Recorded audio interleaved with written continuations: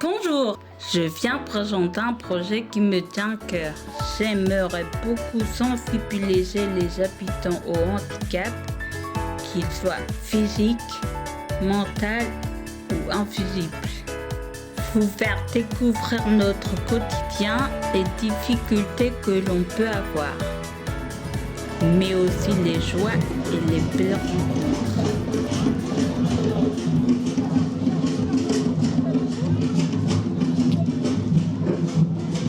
Je m'appelle Charlotte, j'ai 39 ans et j'habite en Var-sur-Courtreville, pardon.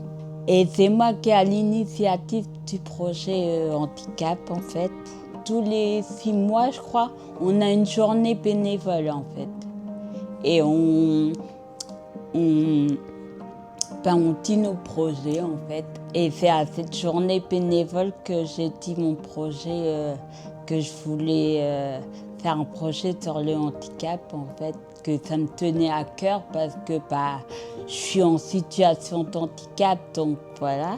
Donc, je m'appelle Karine, j'ai 43 ans. J'ai une formation d'éducatrice de jeunes enfants et actuellement je suis coordinatrice parentalité et éducation au Centre social AJ. Moi je suis Madame Cavé Véronique.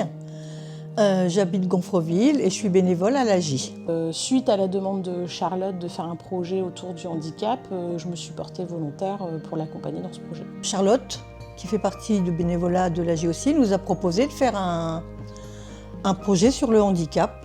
Donc moi étant concernée, je suis tout de suite allée vers elle pour lui donner mon avis et pour lui répondre que j'étais d'accord pour faire ce projet avec eux, avec tout le groupe. C'est vrai que de manière générale, je suis plutôt sensibilisée au projet autour des discriminations. C'est quelque chose qui me plaît à développer, plus particulièrement le handicap, parce que mon fils qui a 13 ans a la mucoviscidose et qui fait partie des maladies invalidantes dans le handicap.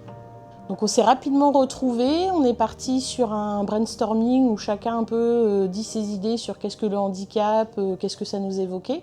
Donc c'était intéressant parce qu'on s'est rendu compte que finalement on n'avait pas tous la même vision déjà de base. Je pense que en plus d'être une initiative d'habitants, c'est un projet citoyen finalement. Quel est le handicap pour toi ?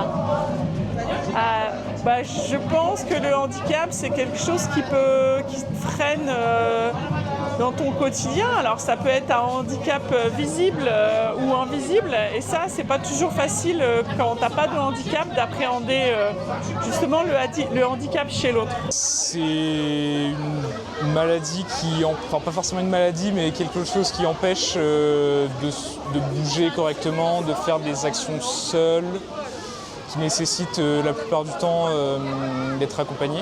Beaucoup ne peuvent pas travailler normalement.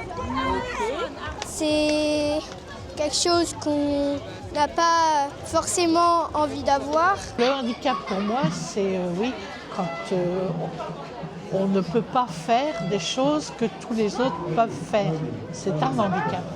Il y a les handicaps moteurs, après neurologiques. Physique et moteur, c'est la même chose. Quel handicap invisible connaissez-vous ? Les troubles psychiques, les personnes qui sont dyslexiques, dyspraxiques, enfin tous les 10. Il y a également des maladies chroniques. Moi, je suis handicapée. D'accord. Et quand on me voit, ça se voit pas. Ouais. Mais je suis handicapée. Handicap invisible. Voilà. Okay. J'ai une maladie des os. Donc, c'est une maladie invalidante. Okay. J'ai un traitement lourd par biothérapie. Donc, c'est un traitement que j'aurai à vie. Et même si ça ne se voit pas, c'est là. Il faut vivre avec. Ça me permet de marcher, d'avoir une vie à peu près normale et de me bouger beaucoup pour justement ne pas m'enfermer. Moi, ma maladie, le syndrome de Cushing que j'ai, qui handicap, c'est une maladie qui génère la sécrétion des hormones cortisol dans le sang. Et donc moi j'en produisais trop, donc ça m'a détruit une partie du système immunitaire. En parlant comme ça physiquement, on ne dira pas que je suis malade, mais des fois ça me fatigue d'épuisement, prêt à tomber en malaise en fait. Il y a des enfants que je connais qui sont dyslexiques, donc qui sont mal reconnus à l'école parce que pour certaines personnes c'est pas normal. Ou alors j'ai une personne qui a un cancer du sein, donc qui est handicapée et qui est passée une fois à la caisse et qui s'est fait agresser, mais agresser physiquement parce que en fait ça ne se voyait pas sur elle. Je pense qu'entre les handicaps visibles et invisibles, il y a bien au moins 20% de la population. Je ne sais pas si c'est... Alors, ouais, dis-moi. Alors, il y a 14,5 millions. Oui, c'est encore plus que ce que je pensais. Selon vous, quel est le nombre de personnes en situation de handicap en France? Alors, j'ai aucune notion. Alors, c'est 14,5 millions. 14,5 millions. On se rend compte, malgré les efforts qui sont faits au niveau municipal, que ne serait-ce que quand on pousse un fauteuil roulant dans les rues, il y a beaucoup d'obstacles. Malgré la bonne volonté des municipalités, parce qu'on ne leur donne pas les moyens d'agir assez vite sur cette question. Rapidement est venue l'idée d'une exposition sous forme de kakémono, voilà, assez visuel, simple. On a essayé qu'elle soit ludique. On a fait un petit film d'animation en lien avec cette exposition, donc, qui peut être vu aussi dans les classes, que nous allons sensibiliser. Donc ça, c'est intéressant, ça fait vraiment un lien sur tout le projet. Tu sais, une personne handicapée reste une personne comme toi et moi, avec un cœur, des rêves, des jeux qu'elle aime et des choses à partager. Ce n'est pas parce qu'elle fait certaines choses différemment qu'on ne peut pas devenir amis. L'important, c'est d'apprendre à la connaître, d'écouter, de jouer ensemble et de s'entraider. On a commencé aussi l'intervention avec les scolaires. Donc nous avons le docteur Bellala de l'hôpital Monod et Sarah Bergère du pôle ressources handicap qui sont intervenus. Donc ils ont fait une petite présentation sur qu'est-ce que le handicap, pareil, visible, invisible. Les 5 formes de handicap, parce que les enfants ne connaissent pas.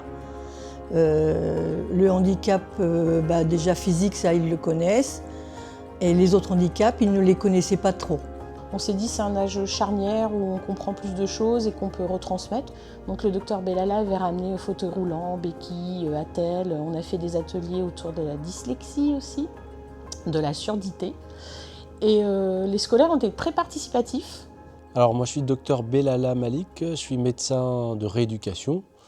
La spécialité s'appelle MPR, médecine physique et réadaptation. Et je m'occupe essentiellement d'enfants en situation de handicap diverses, surtout du handicap moteur, et aussi des adultes, des jeunes adultes sur l'hôpital Flaubert. Bonjour tout le monde, vous allez bien? Oui. Ça va?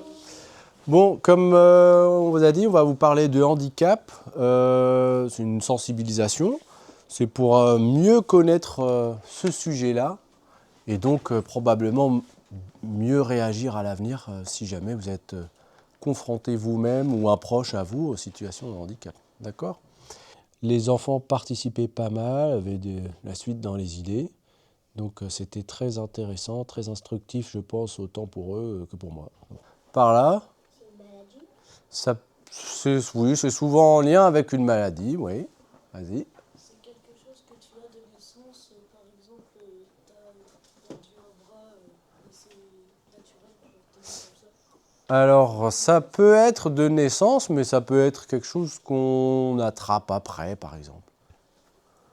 On passe à la suite. Handicap psychique, ça vous parle ou pas? Ça, c'est... Oui? Quand on pense trop à des trucs, ouais, il y a une idée. Effectivement, ça touche en fait quand on a les émotions, les sentiments qui sont un petit peu chamboulés. Et donc ça s'appelle des maladies psychiques ou psychiatriques. Et alors, celui-là, qu'est-ce que vous en pensez? Oui? Ouais, c'est ça. Hyperactif. Et la première fois qu'on répond du premier coup. Parce que j'ai eu le droit, et il a plusieurs mains. Mais non, hyperactif, effectivement. Donc là, on a 3 ateliers à vous proposer. Vous allez faire tous les 3. Un atelier pour découvrir c'est quoi les troubles 10, on en a un petit peu parlé tout à l'heure. Un atelier pour se mettre dans la peau de quelqu'un qui a un handicap moteur, donc avec le docteur Bellala Bokwa, c'est ça? Oui. Et un atelier sur le handicap sensoriel et plus spécifiquement sur la surdité avec Karine.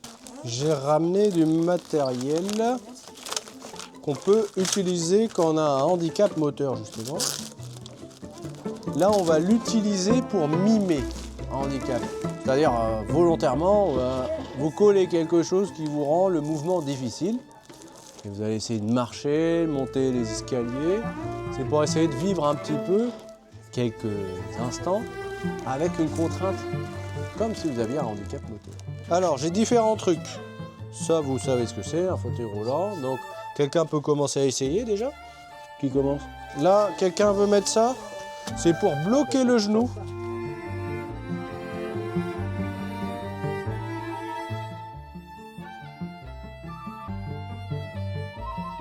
Imagine, t'as ça et t'es tombé, comment tu fais pour te relever? Ah, compliqué, hein? Vas-y, marche et tu vas essayer d'aller monter, descendre l'escalier, tiens.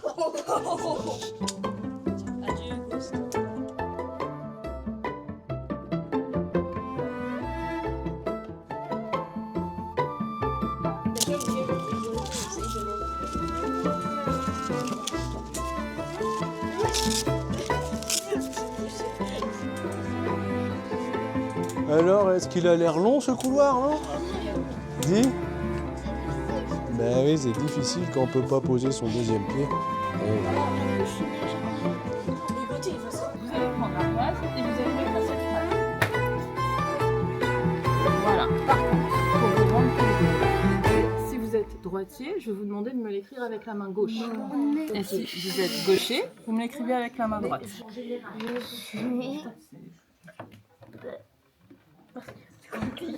Ah, avec la bonne main. On dirait que j'ai marqué je suis Oui, bon, ça va. revenu. C'est bien écrit. Bah, regarde-moi. Alors, ça veut pas dire qu'un enfant qui a un trouble 10 écrit de la mauvaise main. C'était juste pour vous montrer comment ça peut être difficile pour écrire pour un enfant qui a un trouble 10. Maintenant, je vais vous demander de lire ce texte dans votre tête. Tu veux le lire à voix? C'est la dyslexie. Les enfants vont à l'école chaque jour. Alors, stop. Est-ce que c'est écrit ça? Non, c'est marqué je rue. C'est la dyslexie. Voilà. En fait, tu as remis les lettres dans le sens. Tu vois, par exemple, là, est-ce que c'est écrit enfant? Les enfants. Voilà. Et du coup, c'est comme ça qu'il est voit.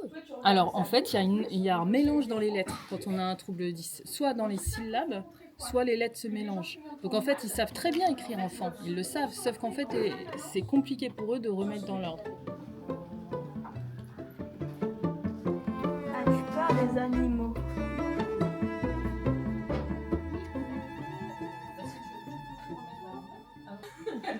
Ça vous a rendu calme. Comment ça s'est passé? Bon, ça s'est bien passé. Elle a compris. Alors René est content? Très content. C'est un beau projet? C'est un très beau projet qui perdure le plus longtemps possible. Bonjour, je m'appelle Mansour Boukérouche. Je suis le papa d'un enfant extraordinaire en situation de handicap qui s'appelle Iliam, qui a actuellement 12 ans. Et je suis le président de l'association Étoile Filante.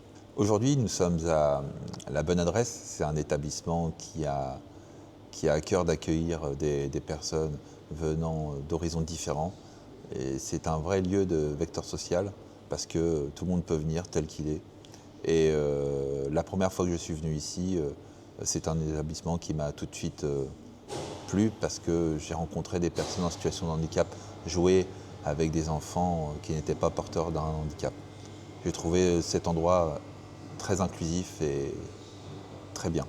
Mon enfant aujourd'hui a été diagnostiqué à l'époque d'une maladie génétique rare qui s'appelle le syndrome de Williams-Boren, associé à de l'autisme.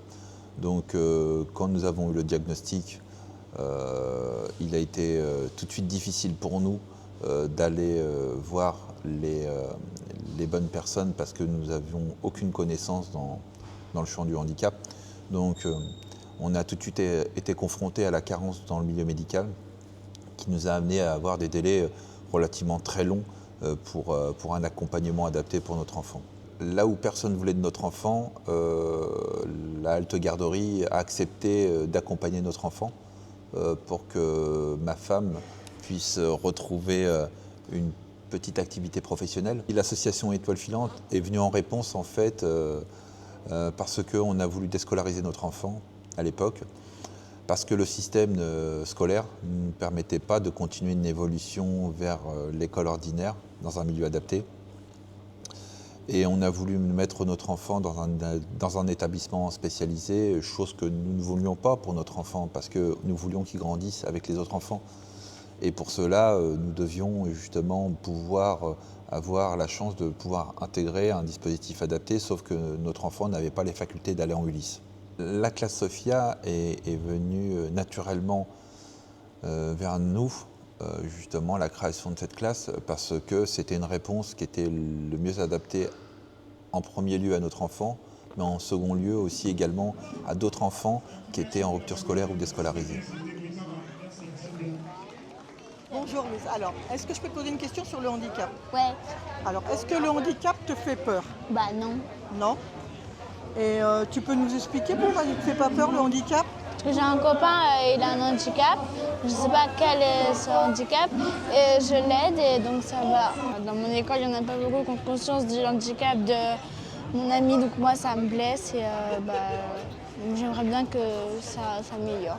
Quand j'étais enfant, j'avais beaucoup de mal à réagir à tout ce qui était handicap, parce que j'avais vraiment très peur de dire un peu très mal réagir.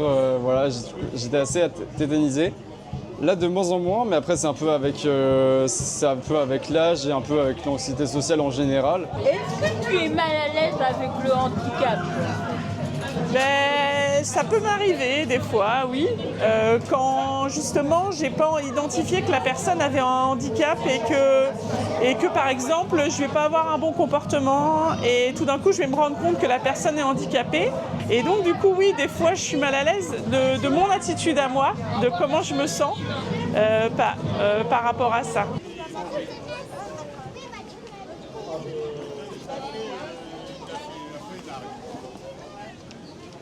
Le handicap fait peur si on n'en parle pas.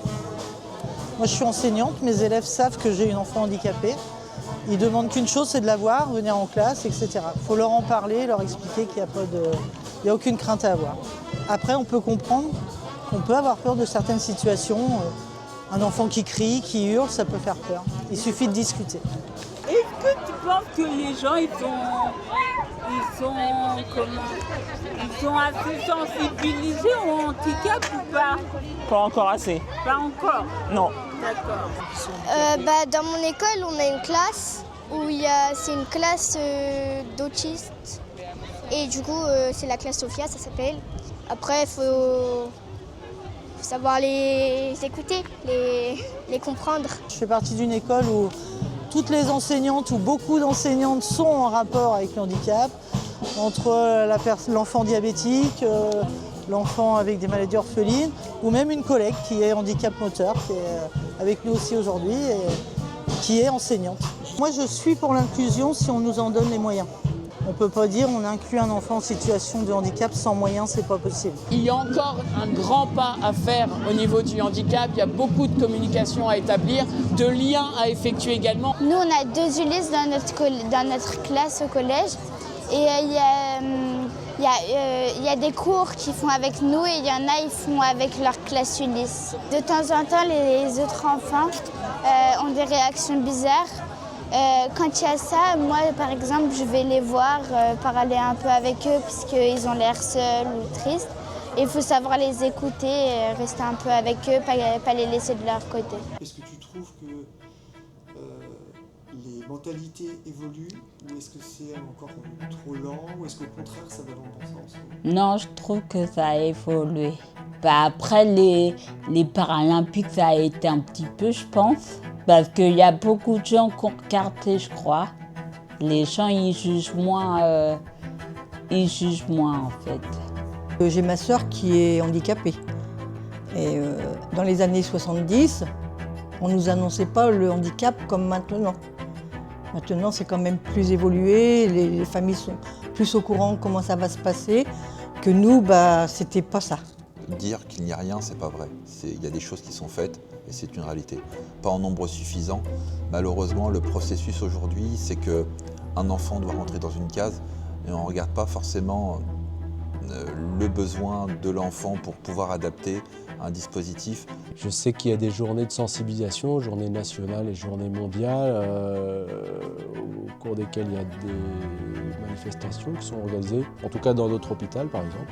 Mais il y a peut-être d'autres moyens où on peut faire passer ce film, de façon à ce que les gens, les enfants soient sensibilisés, surtout dans les écoles. Maintenant, savoir dire si c'est suffisant, je pense qu'on pourrait dire que ce sera jamais assez.